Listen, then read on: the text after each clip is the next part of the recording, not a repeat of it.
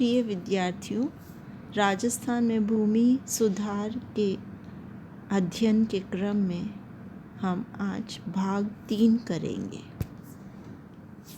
भाग 3 के अंतर्गत राजस्थान के निर्माण के समय प्रचलित भूधारण व्यवस्थाओं के हानिकारक प्रभावों का अध्ययन किया जाएगा। फिर उसके बाद में हम देखेंगे कि सरकार ने किस प्रकार से गरीबी उन्मूलन को ध्यान में रखते हुए विभिन्न कानून बनाने की ओर कदम बढ़ाया। जैसा हमने देखा था, 3 प्रकार की भूधारण व्यवस्थाएं राजस्थान के निर्माण के समय कार्यरत थी और उन सभी का हमने देखा कि कृषि के उत्पादकता, किसान तथा अर्थव्यवस्था पर दुष्प्रभाव पड़े थे। अब हम देखते हैं कि क्या क्या दुष्प्रभाव पड़े थे, जिससे यह समझा जा सके कि कौन से उपाय किए जाने चाहिए भूमि सुधार के अंतर्गत। पहला दुष्प्रभाव है आर्थिक असमानता। स्वतंत्रता प्राप्ति के बाद के समय एक ओर तो भूमिहीन कृषि श्रमिक या स्वैच्छिक काश्तकार टेनेंट्स एट विल थे, अर्थात या तो कृषि श्रमिक थे और या स्वैच्छिक काश्तकार थे। कृषि श्रमिक मतलब जो मजदूरी करते थे खेतों पर, और स्वैच्छिक काश्तकार जिनको जमींदार इत्यादि अपनी स्वेच्छा से रख सकते थे और कभी भी बेदखल कर सकते थे। एक ओर तो ये गरीब थे, दूसरी ओर बड़े बड़े भूस्वामी थे जिनके पास विशाल एस्टेट थी। इस प्रकार भूस्वामित्व का एक बहुत बड़ा भाग कुछ ही लोगों के हाथों में सीमित होकर रह गया था, जबकि अधिकांश कृषकों जो वास्तव में खेती करते थे और अधिकांश थे, ज़्यादातर संख्या इन्हीं की थी, उनके पास बहुत छोटा सा भाग रहा। तो यह आर्थिक असमानता की स्थिति हमें दिखाई देती है।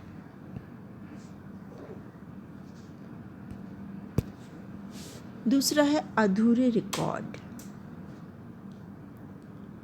भूस्वामित्व व राजस्व संबंधी जो रिकॉर्ड थे वो अधूरे थे, पूरे नहीं थे। इसलिए जमींदार कृषकों से मनमाने बेदखली लगान वसूल कर लेते थे। एक तो ये इसका दुष्प्रभाव था। दूसरा, इसके कारण भूमि सुधार संबंधी कानूनों को लागू करना भी सरकार के लिए मुश्किल हो गया था।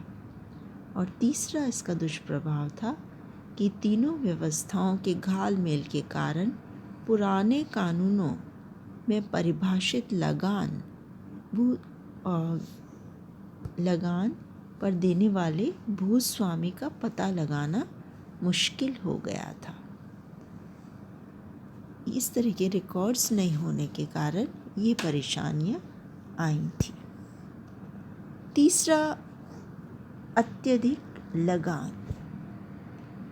जमींदारों में जागीरदारों द्वारा काश्तकारों से उपज के आधे से 2/3 तक लगान के रूप जमींदारों व जागीरदारों द्वारा काश्तकारों से उपज का आधे से 2/3 भाग लगान के रूप में वसूल किया जाता था, जो बिल्कुल न्यायसंगत नहीं था और बहुत ही अधिक था।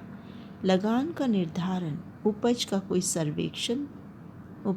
कोई सर्वेक्षण न होकर कितनी उपज हुई है या कोई सर्वेक्षण किया जाए कि कितना लगान लेना है, ये न होकर उनकी तरफ से मनमाने ढंग से निर्धारित किया जाता था।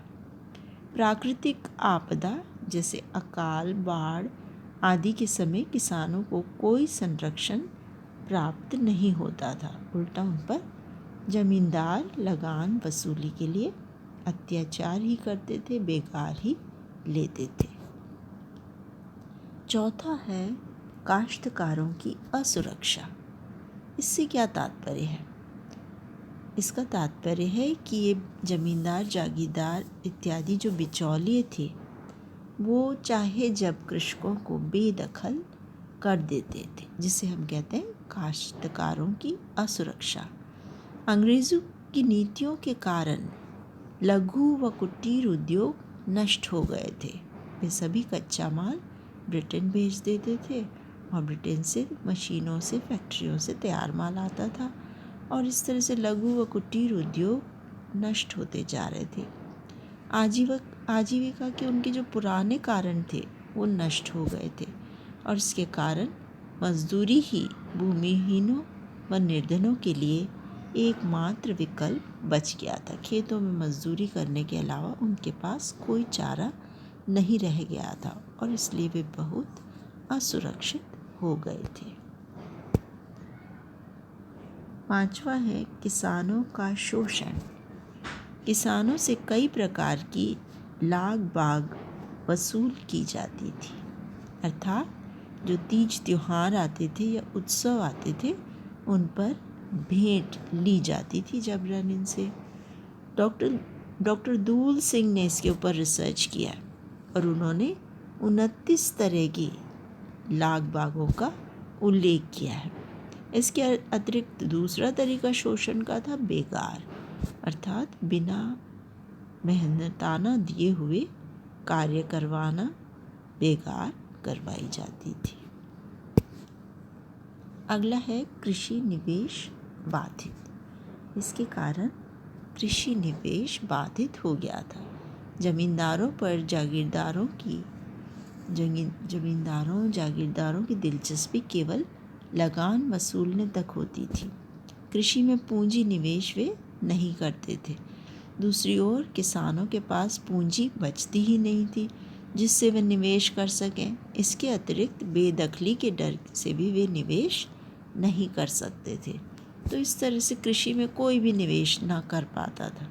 न तो जमींदार और जागीरदार निवेश करते थे और न किसान कर पाते थे और इस प्रकार से कृषि उत्पादन बहुत नीचे की तरफ जा रहा था, बाधित हो रहा था, बहुत कम हो रहा था। अंत में है विलासितापूर्ण उपभोग। जमींदार जो थे वो किसानों से बहुत अधिक लगान वसूलते थे पर राजकोष में बहुत कम जमा करते थे। जो पहले से निर्धारित था कम था और वो जमा करते थे पर लेते अनाप शनाप थे। इसके बाद क्या करते थे, वो ऐशो आराम की ज़िंदगी में लिप्त रहते थे और खर्च करते थे, विलासितापूर्ण दिखावे पे खर्च करते थे और इस प्रकार से कोई भी पूंजी निर्माण नहीं करते थे और समाज को गलत दिशा की तरफ ले जाते थे। ये सब होते हुए भूमि सुधार की आवश्यकता महसूस की गई। भूमि सुधार के अंतर्गत स्वतंत्रता प्राप्ति के बाद तथा राजस्थान के निर्माण के समय देखा गया कि भूधारण प्रणालियाँ कृषकों, कृषि तथा अर्थव्यवस्था के विकास के प्रतिकूल थी। इसलिए भूमि सुधार कानूनों की आवश्यकता महसूस की गई। भूमि सुधारों का क्षेत्र अध्ययन की सुविधा के लिए इस प्रकार वर्गीकृत किया जा सकता है। तो हम स्कोप देखें या क्षेत्र देखें भूमि सुधारों का, तो हम जब देखते हैं कि सरकार ने क्या तरीके अपनाए इसके लिए, तो उनको हम इस प्रकार से वर्गीकृत कर सकते हैं। पहला उपाय जो किया था वो था मध्यस्थों का उन्मूलन। तो भूमि सुधार के जब हम क्षेत्र या स्कोप की बात करते हैं तो पहला है मध्यस्थों का उन्मूलन या बिचौलियों को खत्म करना। दूसरा है काश्तकारी सुधार। इसके अंतर्गत आता है लगान का नियमन, लगान निर्धारित करना, काश्तकारों के लिए भूधारण की सुरक्षा, उनको बेदखल न किया जाए इसके लिए कानून बनाना, इसके अलावा काश्तकारों को भूस्वामित्व के अधिकार प्रदान करना, अर्थात उनको मालिकाना हक देना। तीसरा है जोतों की उच्चतम सीमा का निर्धारण, अर्थात जैसा हमने देखा था कि बड़े बड़े भूस्वामियों के पास बड़ी बड़ी एस्टेट्स थी और जो भूमिहीन थे उनकी संख्या बहुत अधिक थी, या छोटे छोटे किसान थे, छोटी छोटी ज़मीन पे जो खेती करते थे, जितना लगान वो दे सकते थे उसके अनुसार। तो सरकार ने निर्णय किया कि भूजोतों की उच्चतम सीमा निर्धारित कर दी जाए, तो इसके लिए कानून बनाए गए। इसके बाद अगला है कृषि का पुनर्गठन। इसके अंतर्गत चकबंदी के कानून बने, अर्थात किसी के खेत यदि दूरी दूरी पर हों और छोटे छोटे हों तो उसी उर्वरकता के खेत उसको पास में देकर और इस तरह से चकबंदी करके खेत का आकार बढ़ाया जाए। इसके अलावा खेतों के उपविभाजन व उपखंडन को रोकने के लिए कानून बनाए गए, अर्थात जो पहले जो खेत हैं वो यदि बेटों में और पोतों में इस तरह से बढ़ते चले जाते हैं तो वो छोटे छोटे होते चले जाते हैं, जो उपविभाजन व उपखंडन की समस्या के कारण बहुत छोटे हो जाते हैं और किसान गरीब होते चले जाते हैं। इसके लिए कानून बने कि इनको रोका जाए। इसके अलावा सहकारी खेतों को संगठित करने के लिए कानून बने, अर्थात छोटे छोटे किसान आपस में मिलकर कोऑपरेशन या सहकार की भावना के साथ सहकारी कृषि को बढ़ावा देने के लिए संगठित हों, इसके लिए कानून बनाए गए। अगर हम देखें कि इन भूमि सुधार के द्वारा जो मुख्य उद्देश्य था, मूल उद्देश्य था गरीबी उन्मूलन का, वह किस प्रकार से पूरा किया जाने का लक्ष्य रखा गया, तो हम पाते हैं कि उसके लिए ये विभिन्न तरीके अपनाए गए। पहला, बड़े भूस्वामियों से अतिरेक भूमि को प्राप्त करके भूमिहीनों में वितरण करके, जैसा हमने देखा था सीमा निर्धारण का उद्देश्य यही था। दूसरा, काश्तकारों व बटाईदारों, शेयर क्रॉपिंग करने वाले बटाईदार को भूधारण की सुरक्षा तथा स्वामित्व का अधिकार प्रदान करना तथा उनके द्वारा भूस्वामियों को दिए जाने वाले लगान का नियमन करना। तो ये एक तरीका अपनाया गया है इसके अंदर गरीबी उन्मूलन का, कि उनको मालिक बनाया जाए और लगान यदि दे रहे हों, बटाईदार हों, तो उस स्थिति में लगान निश्चित कर दिया जाए। इसके बाद तीसरा तरीका था जनजातियों के लिए। जनजातियों के लिए जो उपाय किया गया वो था उनकी भूमि पर अधिकार की रक्षा करना और गैर जनजातियों द्वारा जनजाति क्षेत्रों पर कब्जा रोक कर ये कार्य किया गया। चौथा है चकबंदी को प्रोत्साहन देना। चकबंदी को प्रोत्साहन देकर कार्यशील जोतों के आकार में सुधार के द्वारा उत्पादकता में वृद्धि करके